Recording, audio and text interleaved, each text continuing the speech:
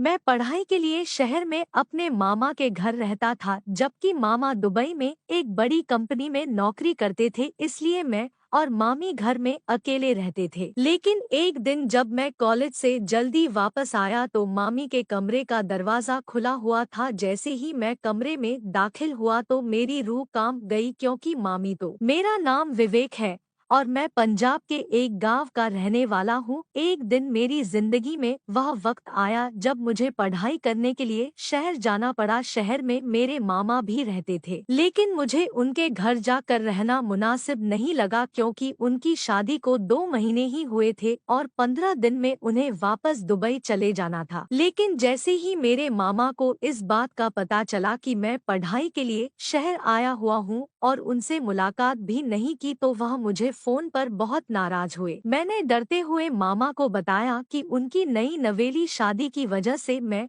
उनके घर नहीं आया हूँ। यह सुनकर तो मामा मेरे से खफा हो गए और कहने लगे, तुम्हारी मामी बहुत ही अच्छी है और बहुत ही ज्यादा मोहब्बत करने वाली है।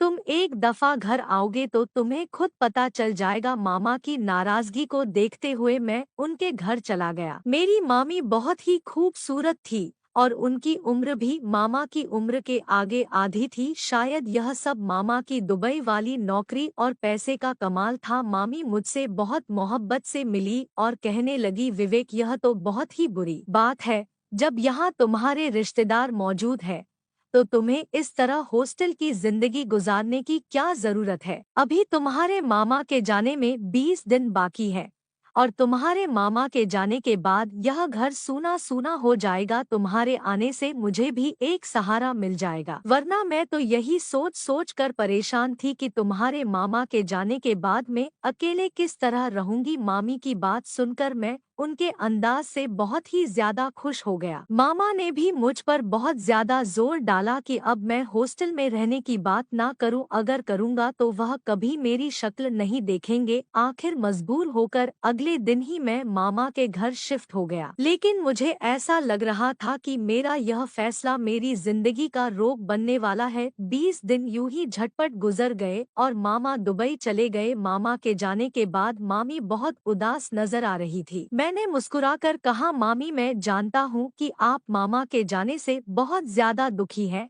तो मेरी बात सुनकर मामी कहने लगी कि मेरा नाम आरती है, तुम मुझे आरती कहकर पुकार सकते हो, क्योंकि मेरी और तुम्हारी उम्र बिल्कुल बराबर है। तुम मुझे मामी कहते हुए कुछ अच्छे नहीं लगते। मामी की बात सुनकर मैं हंस पड़ा और वह ठीक ही कह रही थी। उम्र में तो वह तकरीबन मेरी ही बराबर थी, लेकिन मेरा इस तरह उन्हें नाम से पुकारना कुछ ठीक नहीं था। लेकिन मामी के बार बार कहने से मैंने उन्हें आरती कहकर पुकारना शुरू कर दिया। उनका रवैया मेरे साथ बहुत ही अच्छा था। वह इस तरह मेरा ख्याल रखती कि मुझे किसी चीज की कोई फिक्र ना होती। मैं जब तक यूनिवर्सिटी से लौटकर आता वह मेरे इंतजार में बैठी रहती, मेरे साथ ही खाना खाती। मामी को कहीं भी घूमने जाना होता वह मेरे साथ ही जाती। हर गुजरते दिन के साथ हम दोनों एक दूसरे के करीब होते जा रहे थे। मामी का अंदाज इस कदर मोहब्बत करने वाला था कि मैं कभी कभी हैरान रह जाता। पता नहीं उन्होंने मामा से किस तरह शादी कर ली थी, क्योंकि ना ही उनकी उम्र मामा के बराबर थी और ना ही उनके अंदाज मामी जैसे थे। एक दिन मेरे कॉलेज के दोस्त किसी काम से घर आए तो मामी को देखकर हैरान हो गए। तब मैंने उन्हें बताया कि यह मेरी मामी है, तो उन्हें बिल्कुल भी यकीन नहीं आया। मेरे दोस्त मुझसे कहने लगे कि यार, इस कदर हसीन मामी होने के बावजूद तुम्हारा मामा कैसे दुबई चला गया? इतनी खूबसूरत बीवी को तन्हा छोड़कर कोई कैसे जा सकता है? अपने दोस्तों की बात सुनकर मैंने उन्हें खामोश रहने का इशारा किया तो वह लोग आहिस्ता आहिस्ता बात करने लगे कि इतनी खूबसूरत लड़की के साथ रहते हुए तो कोई भी उसका आशिक हो सकता है। मेरे दोस्त तो मामी पर जैसे आशिक ही हो गए थे। मैंने उन लोगों की बातों को मजाक में डाल दिया था। लेकिन एक रात करीब 12 बजे जब मैं पानी लेने के लिए किचन में गया तो आरती आधी रात को नाइटी में चाय बना रही थी। उसके इस लम्हे को देखकर तो मेरा दिल बेकाबू हो गया था, क्योंकि मैं भी 22 साल का एक जवान लड़का था जिसके दिल में भी जज्बात का एक समुंदर मौजूद था। मेरी नजरें बार बार बहक रही थी। उसकी यह हालत देखकर मेरे होश खोने लगे थे, इसलिए मैं जल्दी जल्दी से पानी की बोतल लेकर कमरे में आ गया और अंदर से दरवाजा बंद कर लिया। अगर मैं थोड़ी देर और उसके पास होता तो शायद कोई गलती कर बैठता। अब मुझे बार बार यह ख्याल सता रहा था कि आरती मेरी मामी है और उसके लिए मेरे जैसे जवान लड़के बिल्कुल भी ठीक नहीं है। अब मेरे अंदर एक जंग छिड़ गई थी, कभी मुझे मामा का ख्याल आता तो कभी मामी का वजूद मेरी आंखों के सामने लहराता। इधर मेरे इम्तिहान करीब आ रहे थे और मैं खुद को मामी से दूर कर पढ़ाई में ध्यान दे रहा था। मेरे वहाँ रहने की वजह से मेरे दोस्त भी अक्सर हमारे घर पढ़ने के लिए मेरे पास आने लगे थे। मामी भी आकर हमारे साथ ही बैठ जाती थी और ढेरों बातें करती थी। मेरे दोस्तों की भी मामी के साथ अच्छी खासी दोस्ती हो चुकी थी। मामी खुद ही मेरे दोस्तों को कहती कि वह भी यहीं आकर पढ़ाई किया करे, इससे उनका भी दिल लग जाता है। एक रात मैं मामी के बार बार कहने पर उसे बाहर का खाना खिलाने के लिए एक होटल लेकर गया। हम दोनों ने एक साथ बैठकर खाना खाया और काफी देर तक एक साथ वक्त गुजारा। इस रात मैंने पढ़ाई भी न की और जल्दी ही सो गया। सुबह जब मैं कॉलेज गया तो बाहर के खाने ने मेरी तबीयत खराब कर दी थी। मेरे पेट में बहुत दर्द हो रहा था क्योंकि मुझे बाहर के खाने की आदत नहीं थी। उस दिन जब 10 बजे के करीब मेरी तबीयत ज्यादा खराब हुई तो मैंने कॉलेज से छुट्टी ले ली। मैंने सोचा कि घर जाकर आराम करूंगा क्योंकि मुझे जल्दी ठीक होना था ताकि मेरे इम्तिहान अच्छे से हो सके। मेरे पास घर की चाबी थी, इसलिए मैं खामोशी से दरवाजा खोलकर सीधे अंदर दाखिल हो गया। लेकिन जैसे ही मैं मामी के दरवाजे के पास पहुंचा तो मेरे होश ही उड़ गए। आरती जिस हालत में अंदर मौजूद थी उसे देखकर मेरा खून खौल उठा क्योंकि वह तन्हा नहीं थी बल्कि उसके साथ मेरा सबसे अच्छा दोस्त मौजूद था जो कि आज छुट्टी पर था, इसलिए यह आज कॉलेज भी नहीं आया था। वे दोनों मेरी पीठ पीछे जो खेल रचा रहे थे उसके बारे में तो मैं सोच भी नहीं सकता था। यह शहर वाले तो मेरी सोच से कहीं आगे थे। आरती हंसते हुए मेरे दोस्त से कह रही थी कि तुम्हारा दोस्त तो बड़ा ही नामर्द किस्म का लड़का है। कई दफा मैंने उसे अपनी तरफ तवज्जो देने की कोशिश की लेकिन मेरी खूबसूरती और हुस्न तो जैसे उसके लिए कोई मायने ही नहीं रखता है। और फिर हर गुजरते दिन के साथ मुझे उस बात का यकीन हो गया कि वह यकीनन नामर्द है।